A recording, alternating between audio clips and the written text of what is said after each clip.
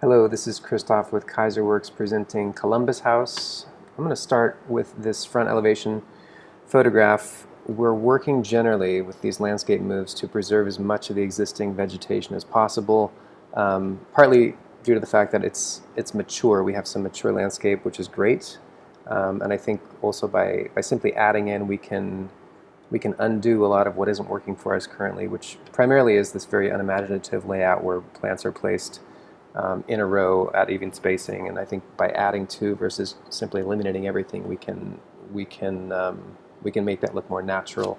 Another one of the moves that I think we need to make is to create access to the front door that is pedestrian friendly. Right now you have to walk up the driveway, and that's not particularly inviting, even though most people do arrive by car.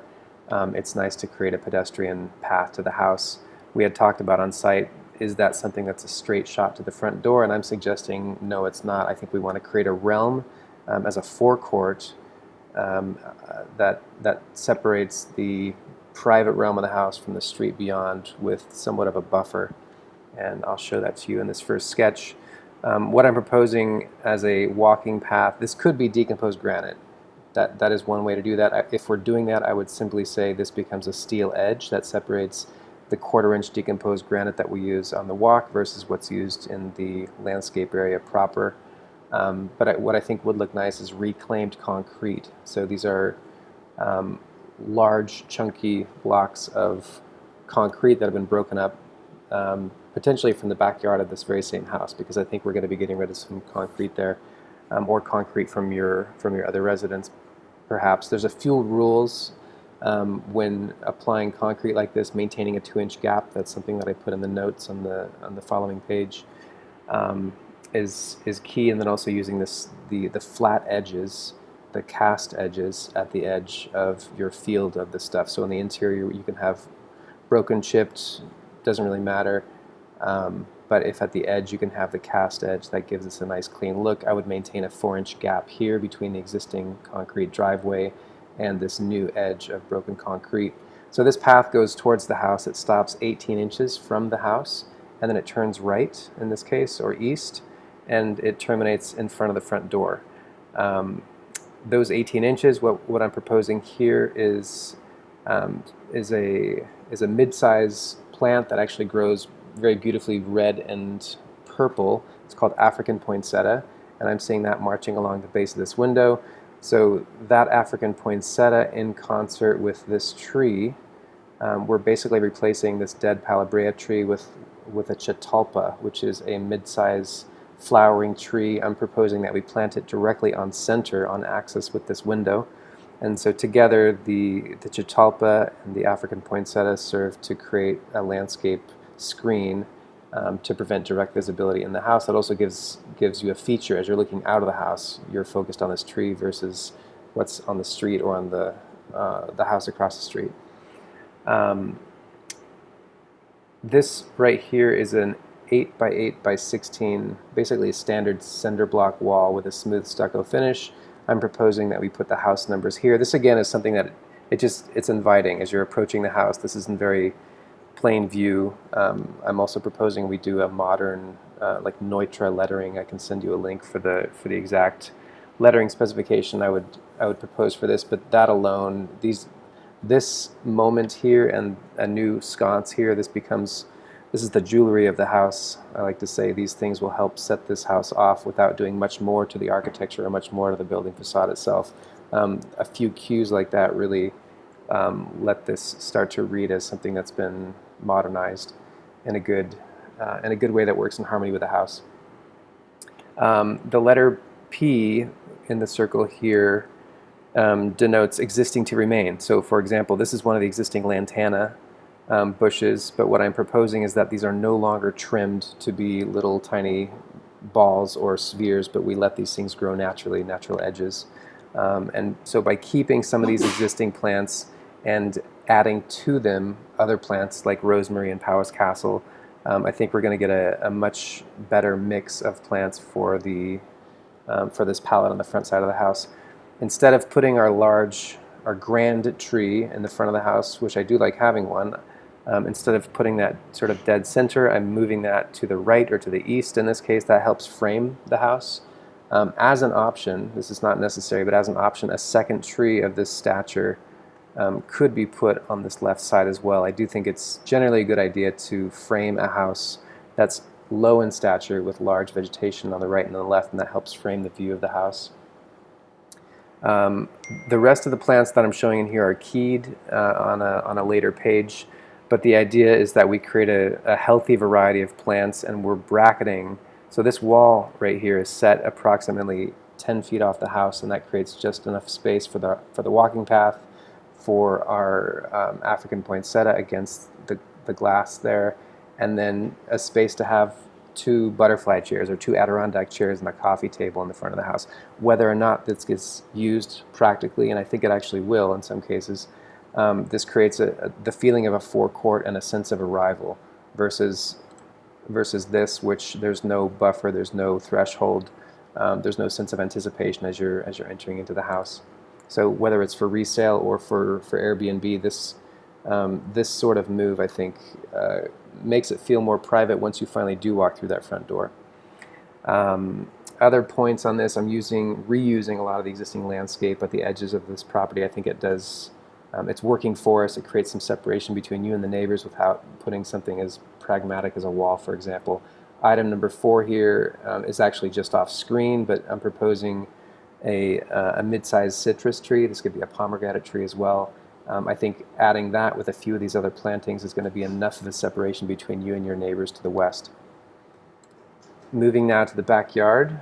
This is a view looking towards the north and to the east. And here's a sketch of what I'm proposing. This is the swimming pool location per what we mapped out on site. In fact, this river rock here, and there's another river rock back over here, is what we had measured as our 12 by 24 pool area. I'm proposing on this northern end to have enough deck so that you can have 3, you could probably fit 4, but I think 3 is reasonable, loungers that are facing south. I've sketched a water shelf, but this could also simply be stairs going into the swimming pool. These are popular because it lets people be half in, half out of the water. And this probably isn't going to be used for anyone doing serious lap swimming in any case, so something like a water shelf is often desired for a pool of this scale. The big effort here is to create a lush backdrop to the scene. So whether you're at the pool, in the grass area, or in the lounge area or dining area on this side of the house, when you're looking in this direction, when you're looking west, you have an existing backdrop which is working really great for you already. You have got bougainvillea and other vegetation that are existing. What I'm proposing is along this whole U-shaped sort of backdrop to the backyard, we get rid of the mounded earth that is existing, and we replace it with a sort of a potpourri of rosemary, Powis Castle. This is a lush desert landscape. When people come to Arizona, they want to experience the desert. This is a sort of a California lush desert, which combines things like cactus, but we're not picking the pokey ones. We're getting something like San Pedro, which is friendly. You can run up against this cactus and it's not going to be a bad day for you. Combining that with blue elf aloe and setting that, what I'm proposing here is we're setting that in a bed of cedar wood chips. This could also be decomposed granite. Either one works, but I think the wood chips adds a coolness and a softness to the palette, which I think works well with the rest of what's going on in the backyard. One of the big moves is also a continuous hedge. I'm proposing hopseed bush.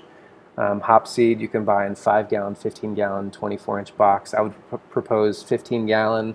If that's getting too costly, you can go down to 5-gallon and just wait a few years before it fills in. But you plant one of those every 4 feet, and eventually you're going to get this beautiful hedge that's the backdrop of your backyard. And then against the wall back here, as we mapped out the swimming pool, we have at least 4 feet from the edge of our deck to the backyard wall, and that's plenty of space to have what I'm proposing, which is, again, this mixture of low-growing bushes like rosemary, like Powis Castle, and that's punctuated by things like a kumquat tree, like Tropictio, like Pride of Madeira, San Pedro cactus, and blue elf aloe. That mixture kind of dances along this backside just in front of this hopseed bush hedge, and then that comes around this corner on this side. Moving over here to the south side of the yard, coming off of the line that's existing. So currently you have concrete that comes all the way back this way. I'm proposing we break up that concrete except for a square that exists just outside of what will become your sliding glass doors. We preserve that. It's actually required by code. So we're going to leave this as existing concrete. The other concrete we're going to break up and reuse those chunks as stepping pads. Again, keeping a minimum of 2 inches between the pads, letting the rest of this be sort of willy-nilly. But when you come up against another line, what I like to do is let that line on the broken piece of concrete be the flat edge, the flat cast edge, and that brings some order into something that's otherwise a little bit too willy-nilly, as I say. Central in the backyard is this large square of turf that you can access directly from these sliding glass doors walking onto it.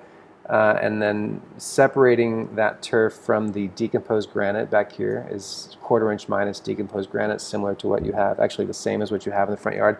Separating those two is a steel header. So this is what I would propose is a 1/4 inch steel plate that's typically 4 inches tall. 2 inches of that plate goes into the ground, 2 inches sticks out of the ground, and that creates a very clean edge between the grass turf and your decomposed granite. This area back here we'll see in the next sketch as well. We're embracing, this is a great position actually for your existing Palo Brea tree, and what I'm proposing is this becomes your outdoor desert lounge area. And as we talked about on site, these two sort of programs could change places. Your dining table could be moved to this location here. Your living room area, your outdoor living room area could be moved to the underside of this shaded area. My thinking is if the weather's too hot to be sitting outside, people aren't going to be using this regardless if it's under shade or not. The dining table is something that I think you want to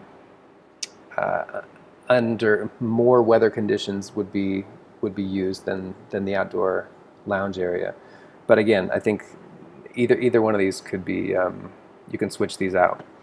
As a backdrop to this dining scene, I'm proposing a Texas olive. This is a mid-sized growing plant. This could also be a fig tree, could also be a pomegranate tree, but some feature that sits at the end of the dining table in this landscape area where that jacuzzi is currently located is what I'm proposing there. And then I'm going to go now to this final sketch where we're looking north and slightly to the west. Here we see our dining table in the foreground, and then off to the right. This general area here is decomposed granite. It's a decomposed granite garden, and the planting is what I call a soft edge. We're not trying to put everything in a frame. This is a very natural planting where you have densities of plants that come and go, but the big idea is that we're creating passage here. So if you're in this dining area, you can walk directly through these two posts onto the decomposed granite and out to this sitting area underneath of the Palo Brea tree. But then we're also at the same time trying to create a density of plants here that has a fuzzy edge to it that comes right up on this north and eastern edge of the dining table. So the dining table sort of nestles back into this density of plants on the east side, and then it opens up to the west and to the north. Further back in the scene, you can see what I was mentioning previously. This is your existing bougainvillea backdrop that we're just going to leave. We're going to embrace that. We're going to add to that with this hopseed hedge that marches across the north and again across the eastern edge.